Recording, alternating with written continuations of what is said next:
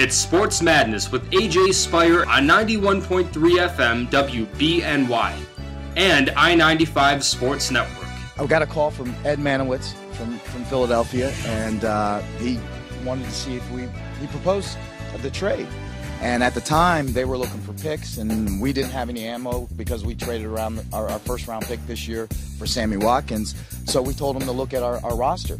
And he called back in about 10 minutes, and the deal was done. It was unbelievable. It was a great testament to the Eagles organization, Chip Kelly and Ed. And for us, we were actually at a off-site meeting with everybody that needed to be informed about it, with our owners and our head coach and our offensive coordinator and our president. So it just came together like that. It was unbelievable. There was more than a holy cow moment. There was a lot of jumping around, a lot of hugging, and a lot of celebration. We're going to leave all options open, but right now we are comfortable going in with a competitive situation with the 4 guys we have on the roster now. Again, we've always said we will leave no stone unturned because it is a quarterback-driven league. So until we have a definitive answer at that position, we're going to keep searching. But we think with the added year of EJ and the competitiveness that Matt Castle's going to bring in, and then Tyrod Taylor, and then Jeff Toole, I think with those 4 guys, somebody's going to rise to the top.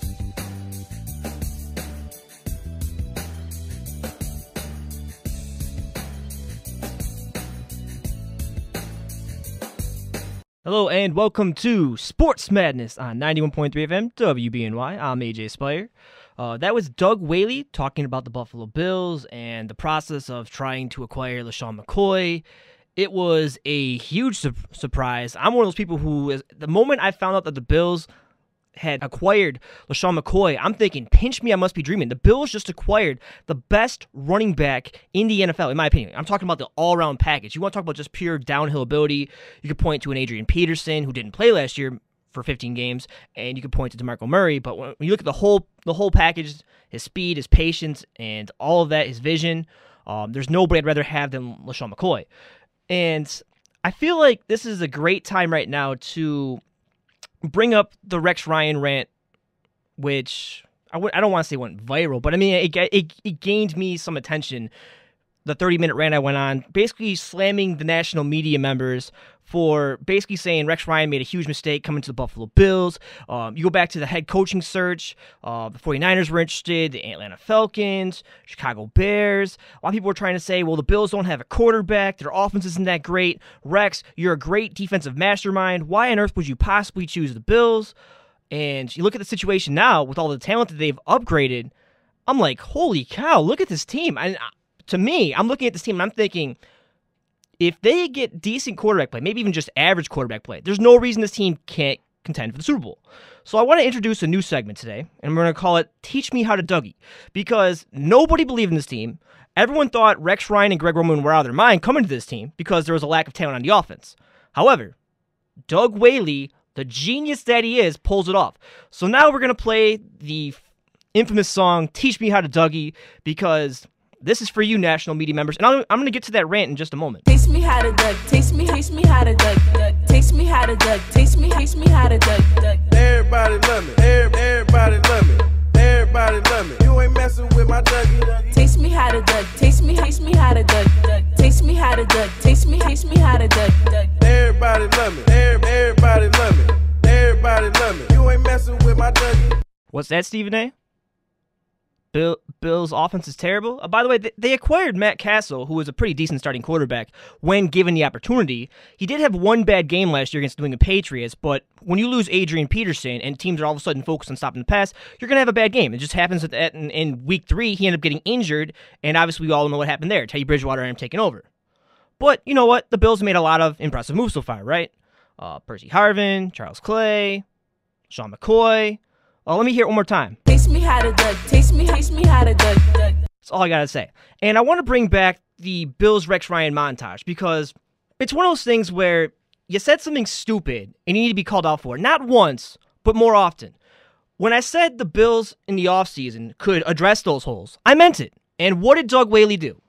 Delivered.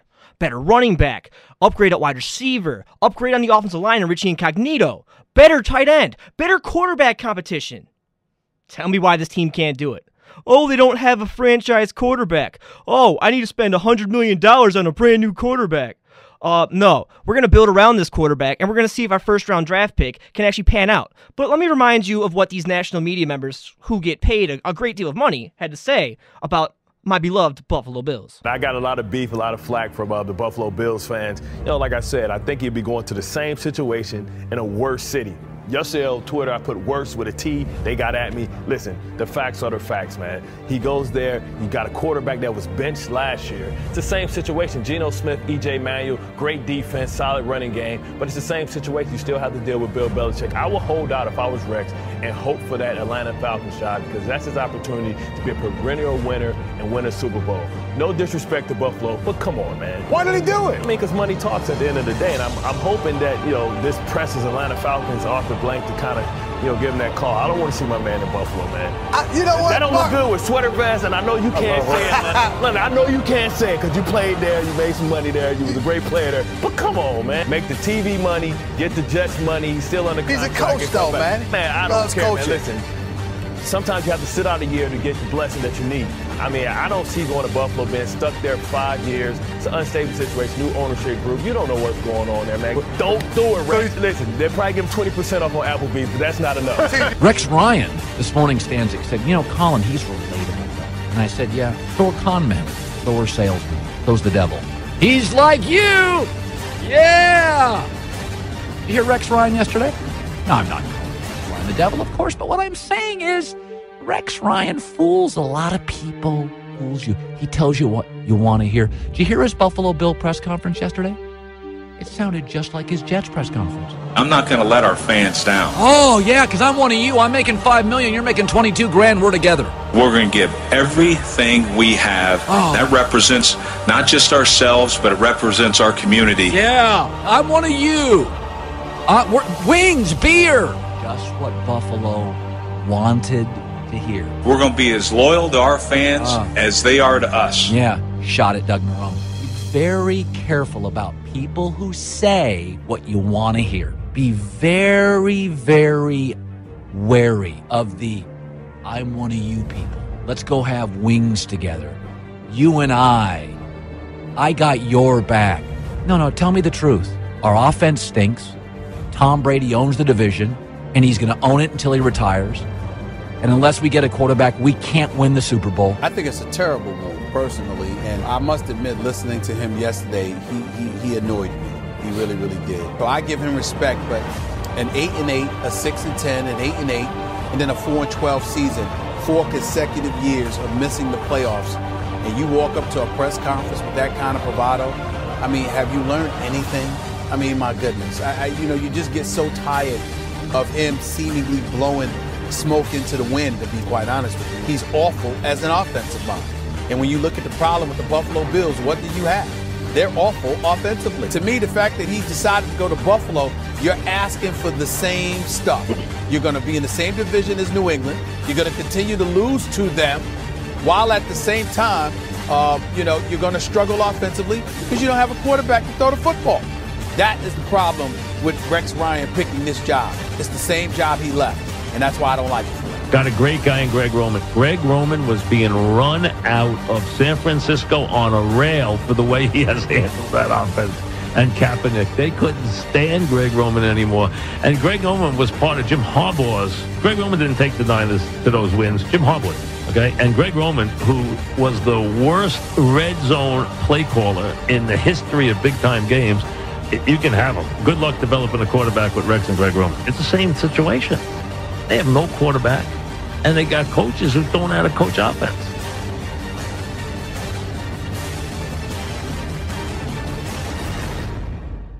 Coaches who don't know how to coach offense, huh? Let's look at the track record for Greg Roman, all right? Let's see.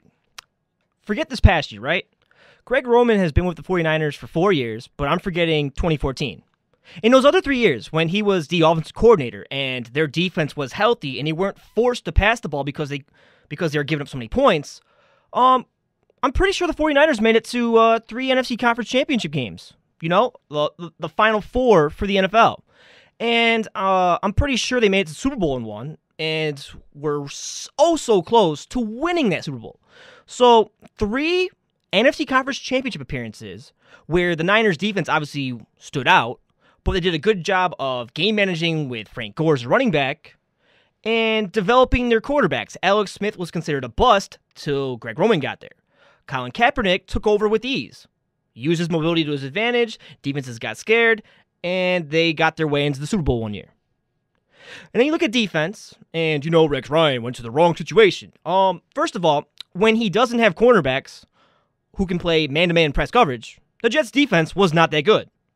The Bills, with their defense, with Stephon Gilmore, and if Corey Graham starts this year, have 2 press man-cover corners. They also have another good corner in Nikel Roby, who could somehow get pushed down to dime cornerback if for some reason the Bills want to move Leos McKelvin in there. Personally, I prefer Leos McKelvin at safety because I want to take advantage of his speed, and I think he could do it like Devin McCourty. But for all those who want to say, the Bills' quarterback situation isn't good, and the Bills can't win without a quarterback, let me remind you, as good as Russell Wilson is in your eyes, the guy does not pass for over 200 yards a game. The guy relies on an elite defense, arguably Seattle Seahawks, probably the best defense over the past 2 years, by the way. Seahawks made the Super Bowl those 2 years. They relied on a rushing attack, which was among the best. Marshawn Lynch, one of the best running backs in the NFL right now. So let's look at what the Bills have right now, shall we? A top 4 defense last year without Rex Ryan, a wide 9 formation, which is basically 4 defensive linemen, 3 linebackers, and no real creativity. You knew 4 guys were going to come at you, and you knew 7 guys were going to drop into coverage. So you go into the offseason. The big question mark was, will Jerry Hughes re-sign? Bills inked him back, so now you have the same unit that produced 111 sacks over the past 2 years is back together again. The big weaknesses are the guys you lost. Denoris Cersei, 1 starter really from last year. Brandon Spikes played less than 50% of the snaps. I'm not making a big deal about it. Kiko Alonso didn't even play last year, so trying to fill that void at linebacker wasn't really that big of a deal. So you look at what the Bills currently have on defense, you pretty much lose just 1 starter in Denoris Cersei. Can Duke Williams fill that role? I think he can. I mean, Bakari Rambo filled in for 2 injured safeties and had 2 interceptions on Aaron Rodgers. So now you add a pretty talented defensive unit, which is only going to get better in terms of younger players. You got to figure Aaron Williams in year 2 as a safety is going to get even better. This team is filled with Pro Bowl caliber talent. I expect Stephon Gilmore to take the next level this year. We'll see what happens with Preston Brown and Nigel Bradham. Each has only had 1 good season. But you look at the whole defensive unit, oh my God, top 5 already. And then you add Rex Ryan, arguably the greatest defensive-minded coach in the game. Now, with all this talent on there, where you have press man cover corners, where you can pretty much do whatever you want with the front 7 and disguise your looks. Oh my God, RIP to the competition. Nightmares for quarterbacks. They will be spending every single night looking at film saying, how are we going to stop this? Who is coming on what down? Oh, it's going to be so much fun to watch this defense. And then you look at the offense, because one of the big problems last year with the Bills, as most are aware, under the Doug Marrone era, by the way, he's gone. They couldn't score in the red zone. A lot of field goals were kicked. They struggled on 3rd down conversions. One of the big problems was on 1st and 2nd down, a lot of people would say the Bills like to run the ball. Well, early on in the season, that was the case. When Kyle Orton eventually got into a groove, they ended up going to more of a passing attack. But let's bring it back to what really hurt this team last year, right? Terrible offensive line, franchise low in rushing yards. Now, for those who aren't aware, a good offense is balanced. You have to have the threat of the run, because with the threat of the run comes play action. And when you can go over the top to a guy like Sammy Watkins who has all that kind of speed, and you have linemen who can actually protect, that's when you go deep and connect on those deep passes. The Bills didn't have that last year. And by the way, they have made some pretty impressive upgrades, as I alluded to earlier. Franchise low in rushing yards. Now you have LaShawn McCoy, arguably the best running back in the game, just a year removed from over 2,000 yards from scrimmage. Okay.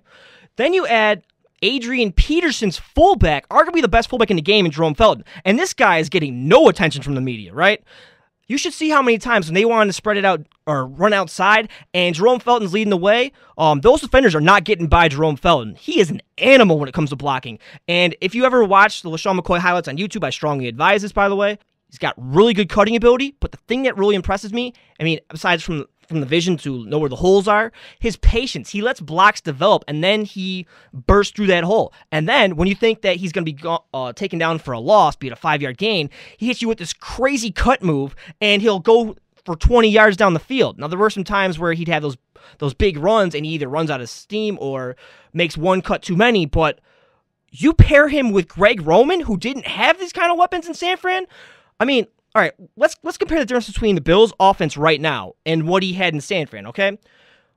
Frank Gore was a bell cow, not a guy who's going to wow you with speed. He's a guy who's going to wow you with his power running style, right?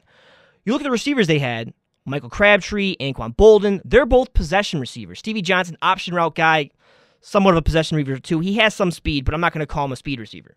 You look at what the Bills now have with the addition of Percy Harvin. You already had Robert Woods. You already had Sammy Watkins and also Mr. 7-Eleven, Chris Hogan, who just seems to always be open. So now you're basically 4 deep at wide receiver, and if Marquise Goodwin can ever stay healthy and you want to go in the 5-wide formation, you have 3 legit speed threats, and Robert Woods is no slouch when it comes to the speed department either. He's just going to finish, 4th in that race because there's just that grade of 40 times he's competing with. And you look at the tight end position now, right? For the past few years with Scott Chandler, under the Chan Gailey era, he was a red zone threat. For whatever reason, Doug Marrone did not want to go to the tight end. Nathaniel Hackett, whoever was in charge, did not want to go to the tight end.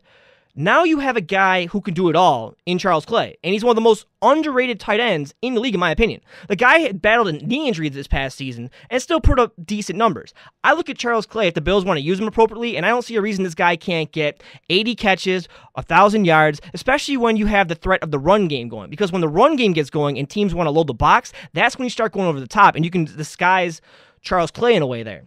So you look at all these pieces they have, LaShawn McCoy, Jerome Felton, Percy Harvin, Charles Clay, Richie Incognito, and I haven't gotten to the quarterbacks yet. That's just 5 pieces right there. I mean, if E.J. Manuel ends up starting, you have 5 new pieces which upgrade this team. He has better supporting talent now. Then you talk about the competition coming in with Matt Castle, a legitimate candidate to start, right?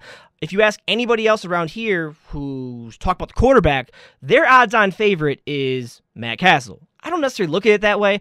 I view mobility as a very high value to me. Just as somebody who's played football in the past, I know what it's like trying to defend those guys where you think you have a receiver covered. All of a sudden, the quarterback breaks container saying, what do I do? Do I stop the quarterback? Do I stay my man? That leaves a lot of defenders thinking, and that's bad for defenses.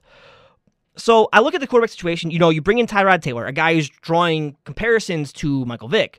You bring in Matt Castle, a pretty good pocket passer. You need to have an improved offensive line. You also have to have guys who can catch the ball, which he didn't have in Minnesota. Kansas City, he ended up making the playoffs a year. I mean, the guy had 2-11-5 seasons, and you're pairing with a pretty good defense, a lot of talent. I don't see any reason why, even if E.J. Manuel can win the job, that Matt Castle can't go in there and deliver you, 12 wins. And if Tyrod Taylor somehow sneaks up and wins it, right? Tyrod Taylor, a guy who, over the past 4 years, has been Joe Flacco's backup. Now, that's a team who had won the Super Bowl and said, we're going to pay you a boatload of money, Joe Flacco. You're our franchise guy going forward. How on earth was Tyrod Taylor supposed to unseat him? Great talent sitting behind somebody who he was never going to beat out for a job because of all the money he commanded. So you have a guy coming in here in Tyrod Taylor who is a project quarterback. Let's not forget. He ran the spread and shotgun offense a lot at Virginia Tech. Got a chance over the past 4 years to watch a pro in Joe Flacco, got a chance to work more under center. We'll see what he has. Nobody really knows what they're getting out of Tyrod Taylor, but I tell you this, watch his Virginia Tech highlights, and you'll see why I'm so much in awe over what he can do. I look at the quarterback competition, and some of you guys out there, you want the sure thing. You want the Tom Brady, Peyton Manning, Aaron Rodgers, Drew Brees. Those guys don't grow on trees, all right? Sometimes you gotta put the right supporting talent around, and then you'll elevate your quarterback's play that way. Nobody in the NFL, no quarterback in the NFL is going to win without a good offensive line. The Bills have a good offensive tackle in Cordy Glenn. They have a good center in Eric Wood. They have a good right guard now in Richie Incognito. You have the musical chairs option at left guard. Maybe one of them will get better this year. I have no problem with Craig Urbick starting this year. I just think it's more of a coaching standpoint that's going to fix his team. Seantrel Henderson, there were times he looked bad last year when it came to footwork and that kind of thing, but to me, it's more about being disciplined when it comes to your workout, losing some weight. That way you can be you can be quicker with your lateral movement and beating guys to the snap. I don't really think it's necessarily so much of a talent thing as it is, being coached in the right direction. So the offense, in my opinion, has improved, right? You got the speed factor of LaShawn McCoy, Percy Harvin, already mentioned Sammy Watkins on the team before. If Tyrod Taylor somehow wins the job, arguably the fastest quarterback in the game with a Michael Vick ability, and if he's improved his pocket passing, oh my God, you're talking about a very explosive, entertaining offense this year for the Buffalo Bills. I really don't care who ends up the starter, and I'm really looking forward to a training camp battle, but wow. You pair all those guys on offense, LaShawn McCoy, Jerome Felton, Percy Harvin, Charles Clay, Richie Incognito, Matt Castle, Tyrod Taylor. 7 new pieces added to this offense, and they're not done yet, by the way. Reportedly, they have around $7 million left to spend via cap, but according to Doug Whaley, he said they're only going to spend that money on minimum salary guys, draft picks, or injury replacements because they are aware of how tight the cap is. And also, you look at their cap the following year, we're talking about in 2016, $141 million pretty much already committed to that year. Obviously, there's going to have to be some restructuring going on, and we'll see how creative Doug Whaley can get with that. But you look at this season, it's a win now for the season, right?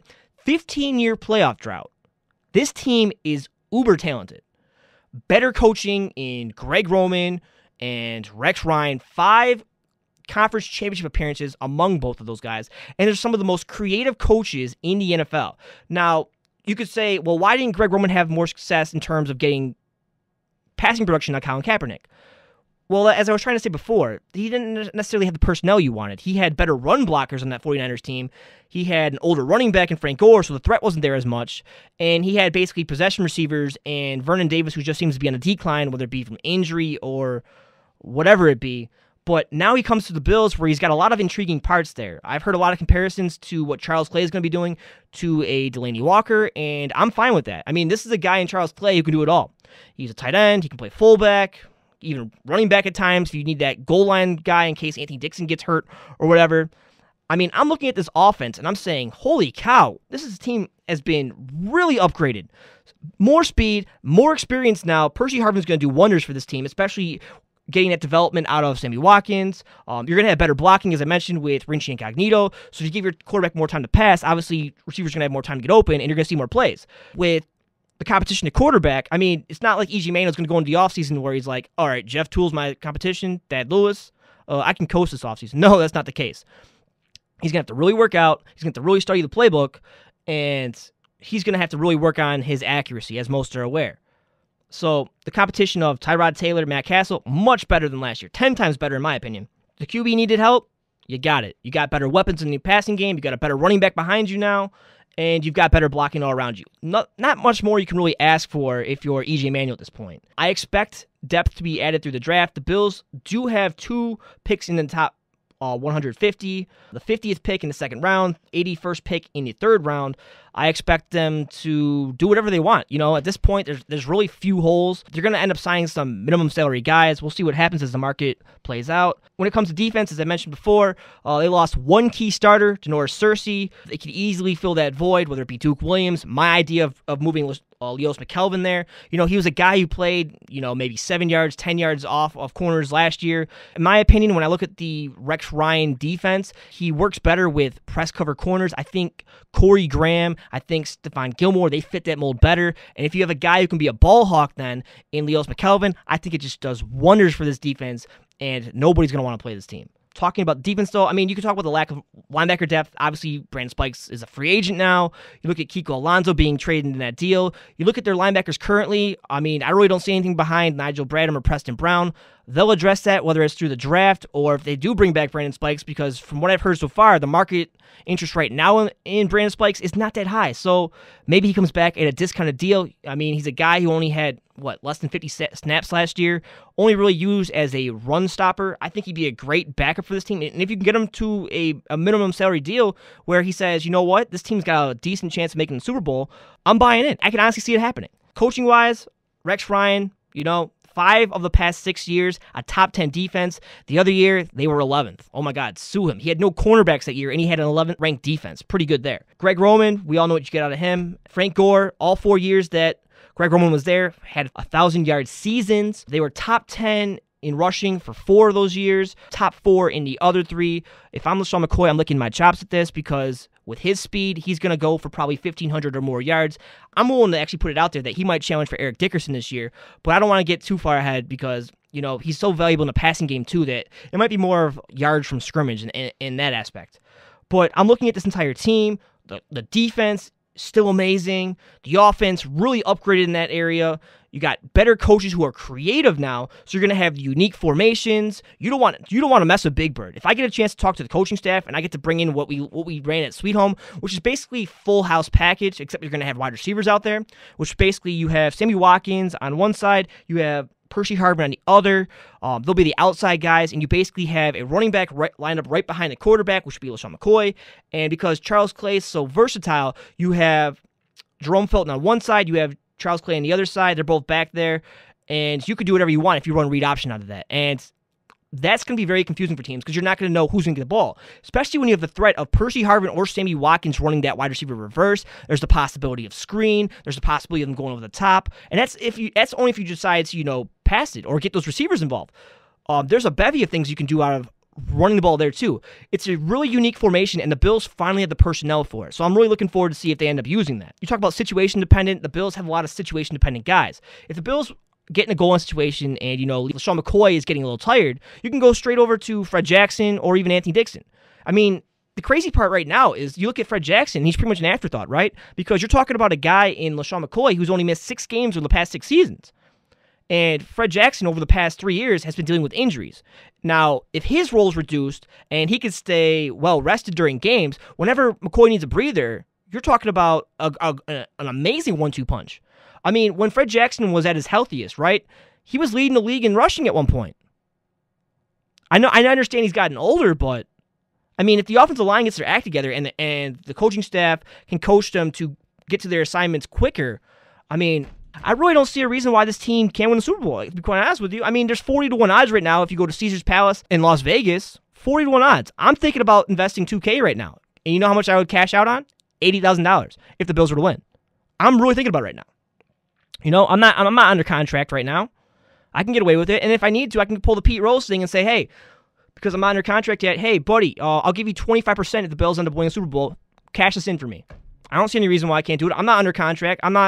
It's not illegal to gamble right now, right? Especially if I have a friend do it. I'm not under contract. So I look at what the Bills have going forward. Unique formation, situation dependent. They have the threat of the option, wide receiver reverse, screen now. Play action is going to be more efficient now with the run game getting involved. I think you're going to see more deep passes to Sammy Watkins and Percy Harvin. A lot more explosive this year on offense. Really curious to see what Charles Clay is going to do going forward because I really feel like he was limited in what the Miami Dolphins wanted him to do there. A lot of streak routes up the middle. You saw him in the flats on the occasion. I really think he's a guy who can be a game changer going forward. And I look at this entire picture for the Bills, and I'm saying, wow. If I were a betting man, I'm betting on the Bills to win the Super Bowl this upcoming year. I don't care about a 15-year playoff drought. I don't care how crazy it sounds to you national media members out there. Look at the talent on this team. Look at the competition for the Bills' quarterback job right now. Now, I don't want to hear you don't have Peyton Manning, you don't have Tom Brady, all right? Look at the talent. Look at the upgrade in the offensive line now. With an established running game, it doesn't matter who the quarterback is, to be quite honest with you. If Russell Wilson can have success with under 200 yards per game, an elite defense, a great running back in Marshawn Lynch, why can't the Bills have that same production out of their quarterback, whether it be E.J. Manuel, Matt Castle, or Tyrod Taylor, right? Why can't those guys average, 200 yards a game, and they score enough points where they're able to win? I don't see any reason why this team can't do it, especially when you factor in the creativity part. Talent, coaching, creativity. The 3 keys to how the Bills are going to win the Super Bowl this year. I'm going to head to break. And when I come back, I want to talk about the Buffalo Bills quarterback situation. A lot of people are negative on it. I'll tell you why I feel great about the Buffalo Bills quarterback situation up next on Sports Madness.